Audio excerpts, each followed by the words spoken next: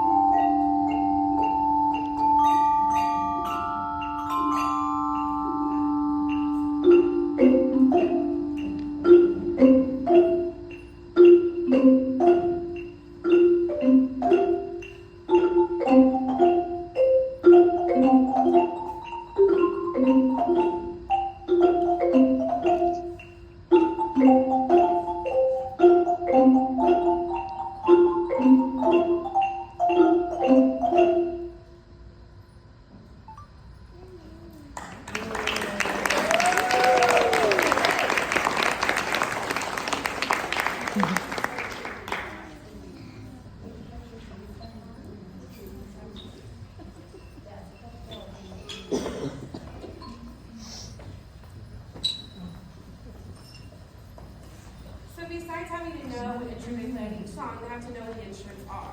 So we talked about xylophones versus metallophones. And then these lovely small ones in the front, Mr. Merrick, what are these called? Glockenspiels. Glockenspiels. And a xylophone is made out of what kind of bars, everybody? Wood. And a metallophone is made out of? Metal. And then in xylophone, metallophone, glockenspiel land, there are soprano and altos. So how do you tell the difference between a soprano and alto? Who wants to tell me? Oliver. Altos are bigger, sopranos are smaller. Correct. So if I say, hey, go to soprano xylophone, they have to know what I'm talking about. So we've been learning our different instrument types, how they're made, how we use them. We also learned correctly how to play them. How do we hold mallets? Hit back, elbow back. Play with your whole arm or just your wrist? Just your wrist. Ball or stick? Ball. Top, bottom, middle? Middle of the bar. So we talk about all that technique. So if this is something they want to continue into middle school or high school in the percussion line, they'll know how to hold their mouths correctly, how to play them correctly. It would help. It's like vertical alignment, right? This is the technique that goes behind playing these instruments and then transferring that skill onward into their future. The next piece is called Zeppo Hora. It has two parts. All of the melodies of every piece were learned by all of the students. Then I said, did you like it? Did you not like it? I want to play it. I don't want to play it. Oh, I don't really know. It's kind of hard. I'm like, but today we're stretching our brains, so we're going to try the hard part. So then we kind of learn it all together, and then we disseminate into the different sections. This piece has about 10 different parts. So it's kind of impressive that they're putting 10 different parts together, and we've only had 8 practices so far. I mean, look at how much they've done in just a short time. I'm super impressed with your students. Okay, are you ready? Yeah.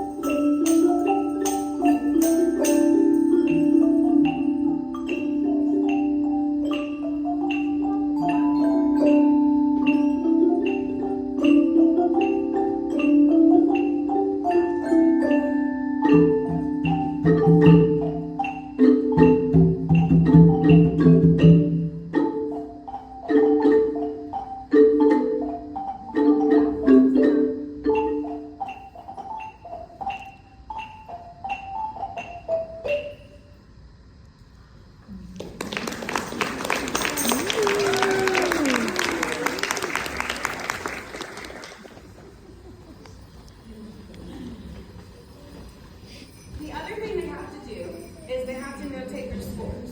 So that's why I give them folders. In their folders, they get the piece of music that they're playing. So like Deb Kahora looks like this, awesomeness. And then they have to mark what letters they're supposed to play on their instrument. So they have learned the letters of the lines and spaces of the treble clef, because all these instruments are pitched in treble, not bass. And then they have to label them, and they have to know on the instrument too. It helps them determine, are they playing the long bar, the short bar, the high note, the low note. So let's show what we know. How's about dash? What is the third space? What letter is the third space? C. And is that C high or low, Jude? It's high. So if I were to put that on a xylophone, would I be playing the long bar or the short bar? You know, Scotty, long bar or short bar? Short bar, right? The high note is the short bar. And then what about the lines? What is the third line, Miss Emmy? The letter B. And there are 2 notes that we learned below the staff. Mr. Alex, do you remember what 2 notes we learned below the staff? C and D. How do you tell C and D apart, Miss Nora? C has a line through it, and D doesn't. And D does not. So they have to know all that, and they label their scores. That's how they know when they look at their score, when they go to the instrument. Oh, I'm playing a low F, not a high F. Or oh, I'm playing a low C, not the high C. All right, this last piece is their favorite. It's the first piece we learned together. It's called Santa's Helpers. Because this is a percussion ensemble, there are no vocals. So I will be the one doing the voice part to kind of keep the story together. But without further ado, Santa's Helpers.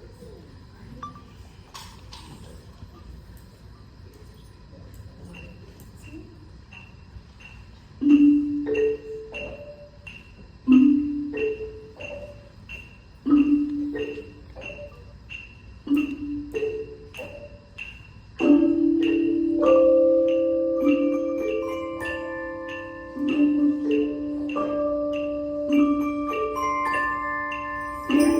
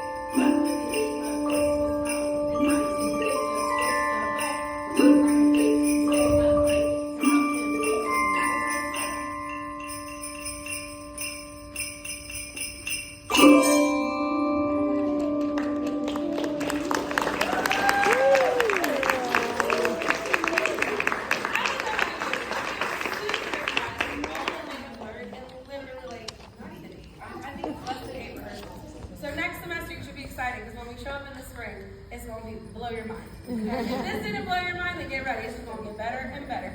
So give